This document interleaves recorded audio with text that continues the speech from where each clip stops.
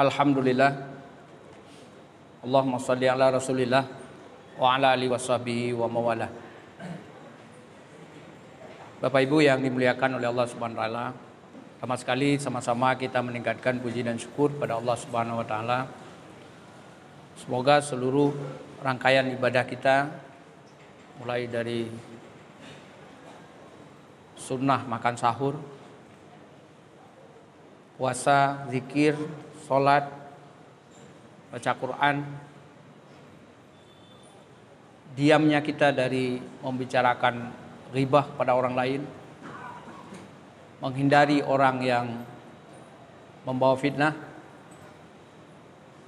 menahan telunjuk kita dari men-share hal-hal yang bohong, atau yang lagi viral adalah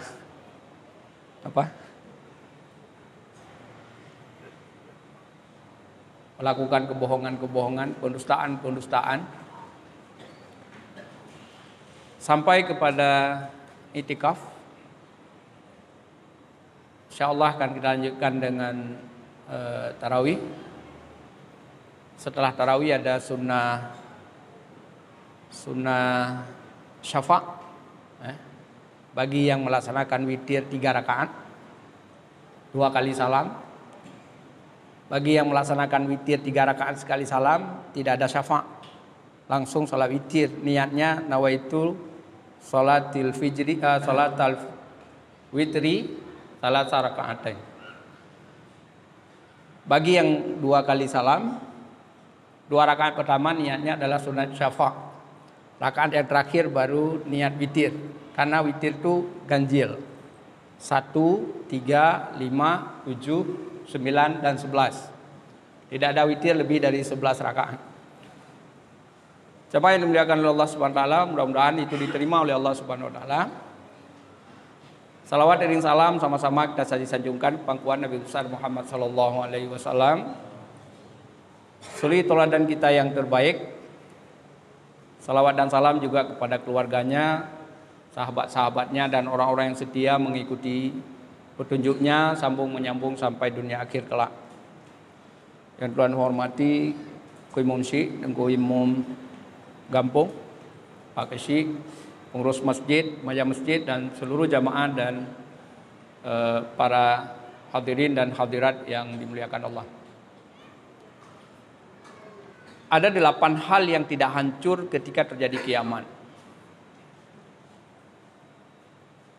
Ketika kiamat terjadi seluruhnya hancur kecuali 8. Pertama, arash Allah Subhanahu wa taala. Yang kedua, kursi Allah Subhanahu wa taala. Yang ketiga, surga. Yang keempat, neraka. Yang kelima, Lauh Mahfud, Big Bang data. Yang keenam,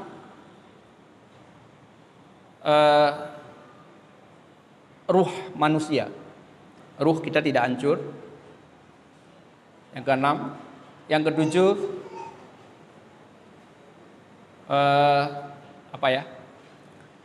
Azbuz Zanab. Azbuz Zanab itu tulang ekor manusia. Itu tidak hancur. Nanti kita bahas. Itu tidak hancur. Jamaah yang dimuliakan oleh Allah Subhanahu wa taala, dunia kalau kita lihat dari ruang angkasa, ini kan memang belum pernah keluar ke ruang angkasa, jadi nggak bisa lihat ya. Jadi dunianya menyatangi yang dari luar hanya sebesar biji jagung. Ube anak jagung. Dunianya ube anak jagung. Ube anak jagung. Kuda belang hana 4. Kuda belang hana 4. Bibit long hana 4. Dunia itu salah satu planet yang ada di galaksi Bima Sakti. Galaksi Bima Sakti itu ada beberapa planet yang sudah ditemukan 9. Mulai dari bumi, bulan, kemudian planet Mars, planet Jupiter, kemudian Uranus, Saturnus, dan seterusnya. Termasuk matahari. Itu baru ditemukan di salah satu galaksi yang disebut dengan galaksi Bima Sakti. Nah, di luar galaksi Bima Sakti masih ada berjuta-juta galaksi. Masih ada berjuta-juta bintang gemintang. Sebelum sampai ke langit, ini masih dalam kolom langit. Masih dalam kolong langit. Orang naik ke bulan bukan naik ke langit. Hanya keluar dari orbit bumi masuk ke orbit bulan. Belum sampai ke langit. Matahari itu belum sampai ke langit. Masih dalam galaksi Bima Sakti. Nah, langit yang mana sampai sekarang belum ditemukan. Jadi sehebat-hebatnya kecanggihan manusia, langit belum ditemukan. Siapa yang sudah menemukan langit? Yang sudah menemukan langit hanya Rasulullah Sallallahu Alaihi Wasallam. Rasulullah melakukan Isra dan Mi'raj ke langit, bukan ke planet. Planet itu hanya kayak kita naik kereta api melihat sawah-sawah di samping kiri kanan, itu aja planet. Itu. Jamaah yang dimuliakan oleh Allah Subhanahu wa taala, jarak langit pertama dengan bumi itu disebutkan oleh Allah Subhanahu wa taala ka'alfi sanatin mimma ta'udun. Seperti 1000 tahun dalam hitungan kita, alfa sanatin. 1000 tahun dalam hitungan kita. Itu jarak langit pertama dengan bumi. Siribetun. Dengan apa kita ukur 1000 tahun itu? Dengan perjalanan Jibril. Jibril wategetun dari langit pun udonya lam si uro hitungan ji siribetun. Para ulama menyebutkan itu PP. Pulang pergi 1000 tahun. Berarti kalau pergi saja 500 tahun. Kalau PP 1000 tahun. Jibril diciptakan dari cahaya. Dari nur, bukan cahaya, dari nur. Nur itu sumber cahaya. Artinya kecepatan Jibril lebih cepat daripada kecepatan cahaya. Kalau kecepatan cahaya bisa diukur lebih kurang 299,9 km per detik. 299,9 ribu km per detik. Itu kecepatan cahaya. Kita bulatkan 300 ribu lah. Jadi kecepatan cahaya 300 ribu km per detik. Kalau kita mau cari jarak bumi dengan langit pertama, maka kita kali saja. Ler tuh ribe kilometer kali 1 detik. Kalau 1 jam, kalau 1 menit, 60 detik kali 60. 1 menit, 1 jam, 60 menit kali 60 lagi. 1 hari, 24 jam kali 24 lagi 1 bulan, 30 hari kali 30 lagi 1 tahun, 365 hari kali 500 tahun. Berapa tuh? Tidak ada mesin hitung yang bisa. Jadi manusia ini jangankan mengetahui jarak bumi dengan langit, untuk membuat mesin hitung aja belum ada. Keluar angkanya berapa? 14.900 sekian dengan 13 jumlah nolnya. Berapa tuh? Tidak ada kalkulator yang ada 18 digit. Ada nggak? Ada nggak mesin hitung 18 digit? Tidak ada. Itu baru jarak antara bumi dengan langit pertama. Langit pertama ke langit kedua itu jaraknya sama 1000 tahun. PP 500. Kedua ketiga sama 1000 tahun. Tapi jarak langit ke-7 Sidratul Muntaha dengan bumi itu Allah Subhanahu wa taala menyebutnya 50.000 tahun. Itu jarak Sidratul Muntaha dengan bumi 50.000 tahun. Besok bawa buku catatan biar kita kali ya. Itu. Nah, di atas langit itu surga. Surga di atas langit ketujuh. Itu surga. Surga, di atas surga air. Di atas air arsy Allah Subhanahu wa taala. Berapa luasnya? Wasari'u ila maghfiratin mir rabbikum wa jannatin arduhas samawati wal ard. Cepatlah kepada ampunan Allah dan surganya yang luasnya seluas langit dan bumi. Luas bumi bisa diketahui, bisa diukur. Luas langit, orang jarak dari langit ke bumi, dari bumi ke langit pertama saja tidak bisa diukur. Berapa besar surganya? Besar gak? Tidak terbayang ya? Tapi perlu kita bayang-bayang sesekali supaya kita termotivasi untuk menggapainya. Ya? Jarak apa? Gak kelihatan ya? Tapi semua tahu ya. Ini rang pintu pertama. Ini masjid nggak ada rang pintu ya? Ini rang pintu pertama dengan rang pintu kedua. Itu jaraknya berapa? Nggak sampai 1 meter. 1 meter.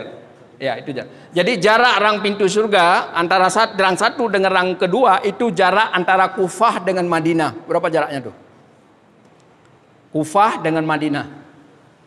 Kalau kita cari di Google jarak antara Kufah dengan Madinah itu jaraknya adalah 1.200 km.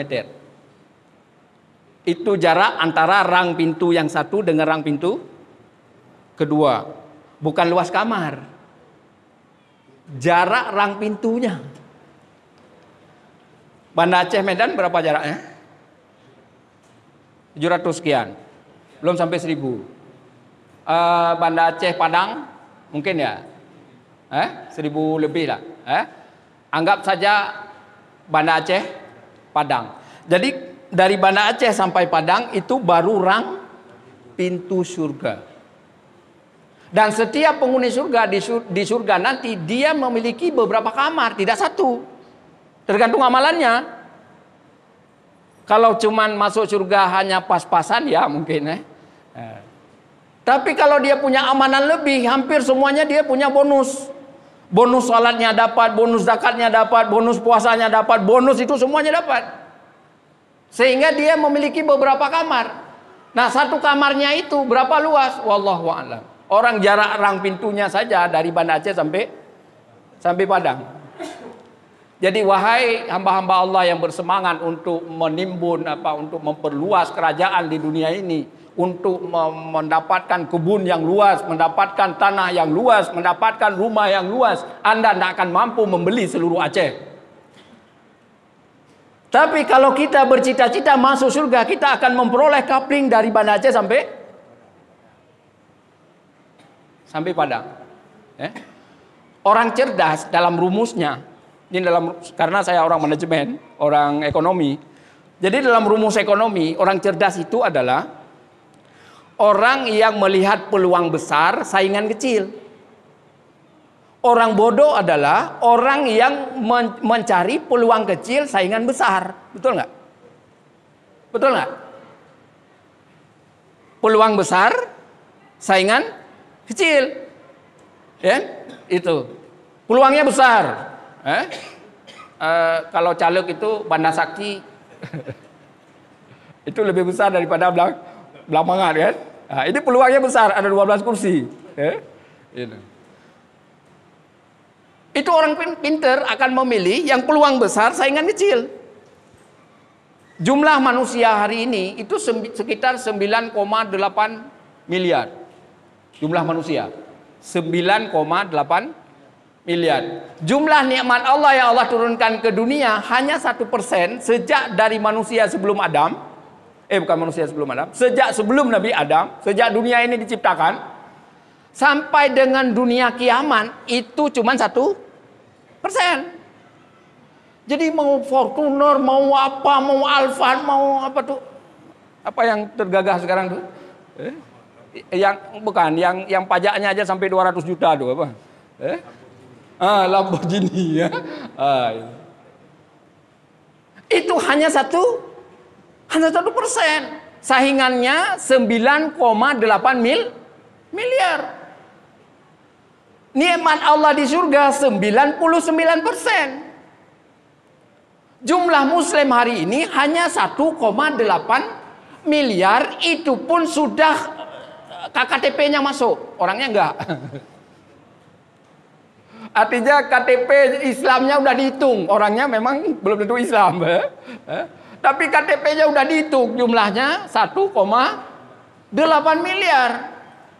Nikmat Allah 99%. Peluangnya besar, saingannya kecil.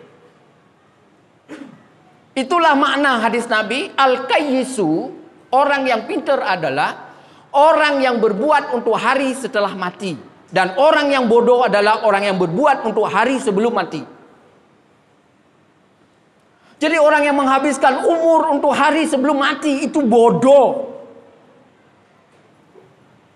Orang pintar adalah orang yang berbuat untuk hari setelah mati. Peluangnya besar, saingannya kecil. Jadi kita berlomba mencari peluang yang kecil, saingannya besar, belum tentu dah dapat. Perlu dibuka lowongan PNS, dibutuhkan 2 orang, yang ikut 2.000 orang. Itu maknanya apa? Peluangnya kecil, saingannya besar. Lebih hebat dah cok cangkui. Dah pula awak tahu dah. Gitu. Jamaah yang dimuliakan Allah, surga. Ya, itu tidak hancur. Jadi aras Allah subhanahu wa ta'ala, kalau kita runut dari atas, aras Allah subhanahu wa ta'ala tidak hancur, kemudian surga tidak hancur, kemudian Lauh Mahfud.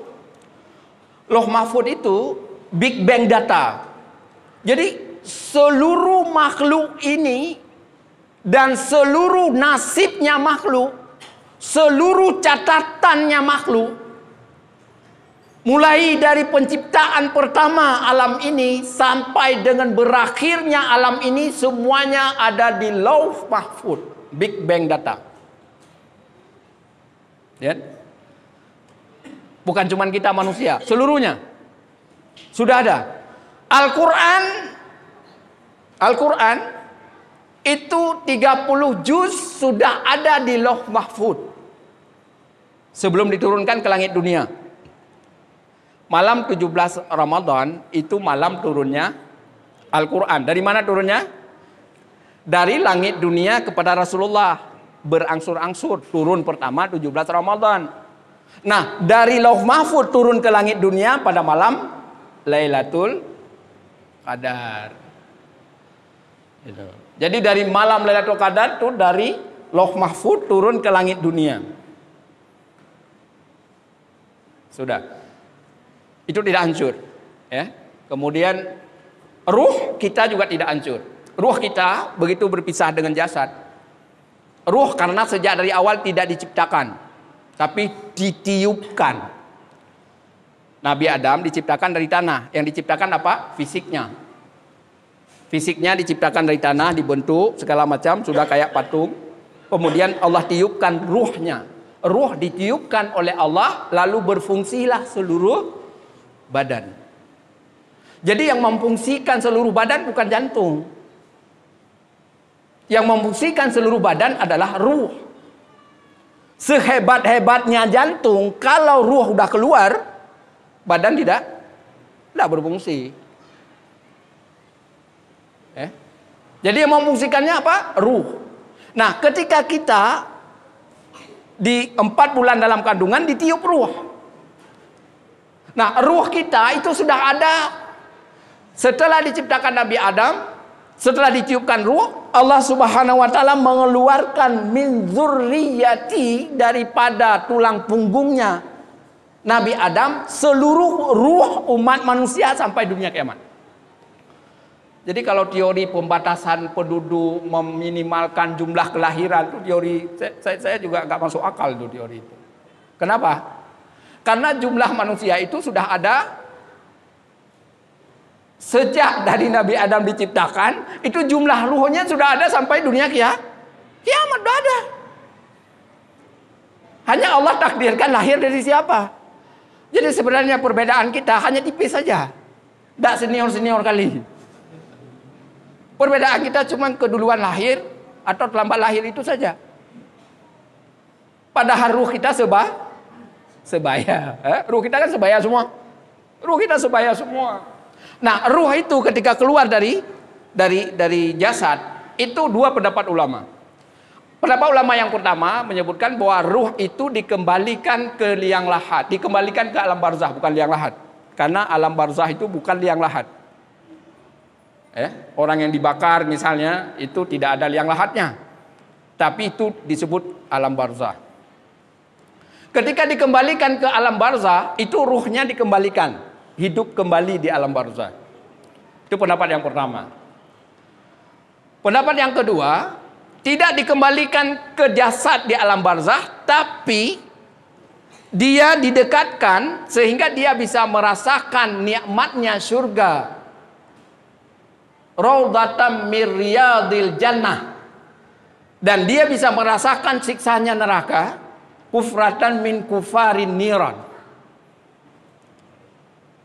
Nah, setelah itu, waktu kiamat terjadi, pendapat yang pertama, ruh itu ditempatkan di eliyin bagi ruh orang saleh, dan ruh ditempatkan di sijin bagi ruh orang jahat. Jadi tidak ada ruh yang gentayangan. Jadi kalau ada yang pulang malam Jumat itu 99,99% bukan ruh. Tapi masih ada peluang 0, ya. Nggak ada. Ruh itu sudah ditempatkan di eliyin dan di sijin. Siapa yang pulang malam Jumat? Yang pulang malam Jumat adalah Karin. Karin itu adalah sahabat kita yang sudah kita bawa sejak lahir. Rasulullah menyebutkan, "Ma minkum min ahadin illa wukila alaihi karinu." Wa anta ya Rasulullah wa ana kadzalik. Walakin a'anani fa aslama la ya'muruni illa bil khair. Rasulullah menyebutkan bahwa seluruh anak Adam itu punya Karin. Dan engkau ya Rasulullah, saya juga punya Karin.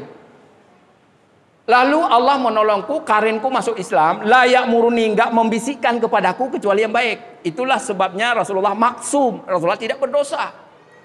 Kenapa? Karena bisikan itu dosa enggak ada sama sekali. Kalau kita mungkin 50-50, tapi bisa jadi bisikan dosa lebih banyak daripada bisikan.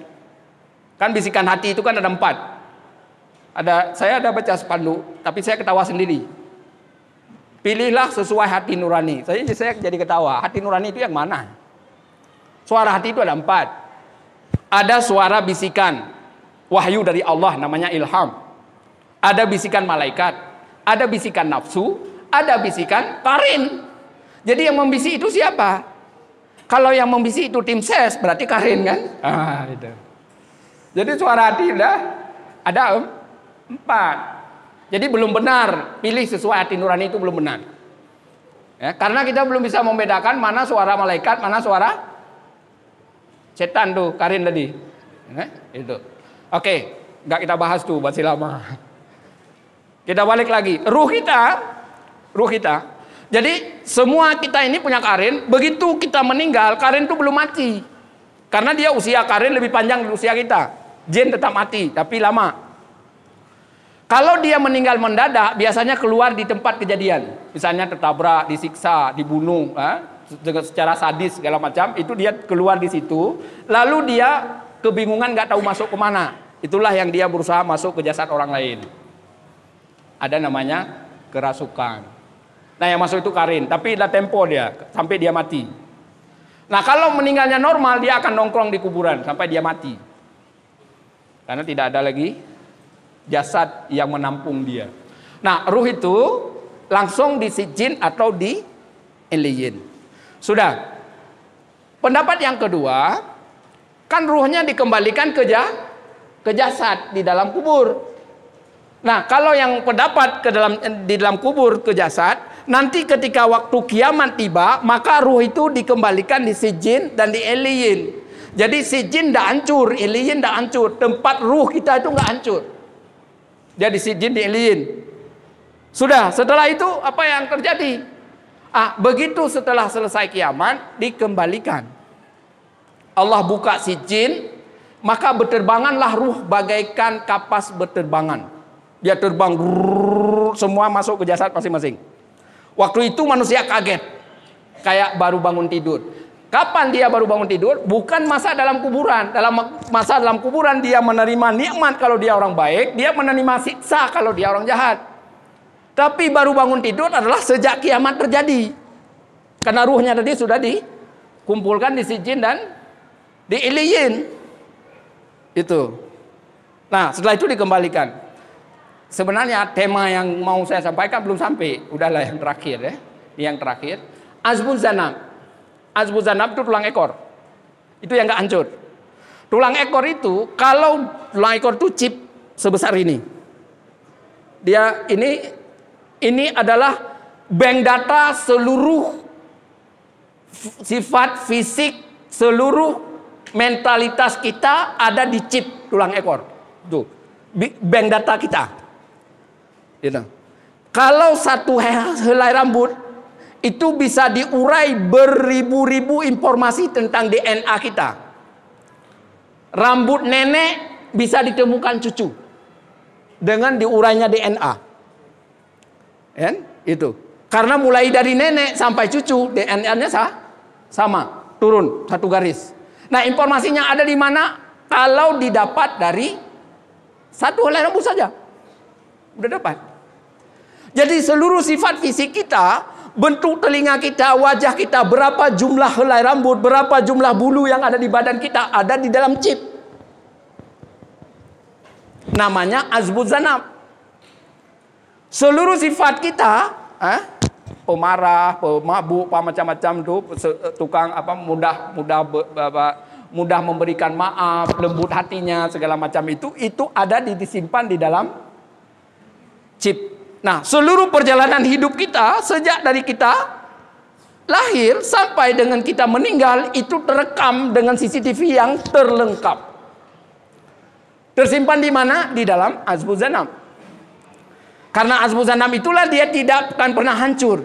Dibakar, habis abu itu dicari, pasti dapat chipnya segini. Gak hancur. Ditaruh di atas besi, digiling dengan mesin giling, chip itu gak akan hancur. Itulah rahasia. Kenapa orang yang homoseks itu nggak ada obatnya? Karena chipnya rusak. Dia nggak ada obatnya. Hukuman untuk orang homoseks itu kan beda. Kalau hukuman untuk orang berzina kan dirajam kalau sudah menikah. Tapi kalau untuk orang homoseks hukumannya kan disuruh bawa naik ke atas gedung paling tinggi, kemudian dijatuhkan ke atas gunung, dijatuhkan ke jurang. Kenapa? Karena virusnya tidak menyebar. Itu bahayanya. Orang kalau kena tulang ekor itu susah untuk diperbaiki. Baik fisiknya maupun mentalitasnya. Orang kena penyakit homoseks itu sulit untuk diperbaiki. Kenapa? Mentalitasnya yang rusak. Makanya kita kan nggak boleh duduk. Maaf ya, kalau di dalam masjid itu Rasulullah melarang duduk gini ya. Ya, ini dilarang dalam masjid. Kenapa? Bukan dalam masjid aja. Rasulullah melarang itu karena kita ngedudukin tulang ekor.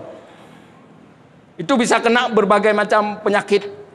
Itu. Gara-gara duduk karena menjepit tulang ekor. Nah, Rasulullah SAW sebagai kesimpulan, Rasulullah SAW bersabda, kullu ibni Adam ya'kulu turab.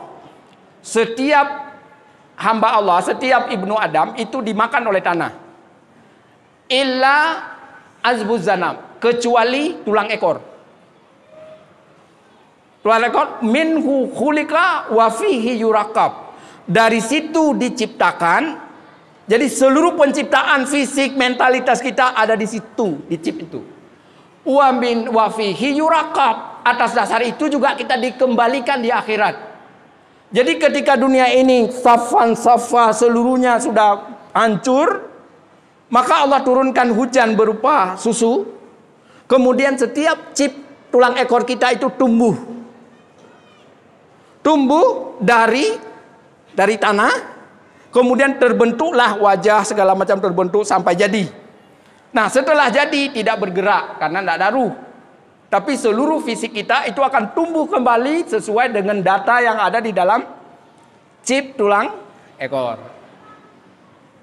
Setelah itu ditiupkan ruh tadi, dibukanya si jin, dibukanya alien, ruh masuk semua ke dalam jasad, lalu tersadarlah umat manusia di akhirat bahwa kita sudah di negeri yang lain, yaitu negeri akhirat. Mudah-mudahan jemaah yang dimuliakan oleh Allah Subhanahu wa taala kita sadari hal yang seperti itu, nggak perlu pengawasan, nggak perlu catatan, nggak perlu orang lain. Bahwa seluruh gerak hidup kita 24 jam itu terekam dengan baik di dalam chip yang kita bawa kemanapun, hatta kita masuk WC sekalipun. Wallahu a'lam bishawab. Assalamualaikum warahmatullahi wabarakatuh.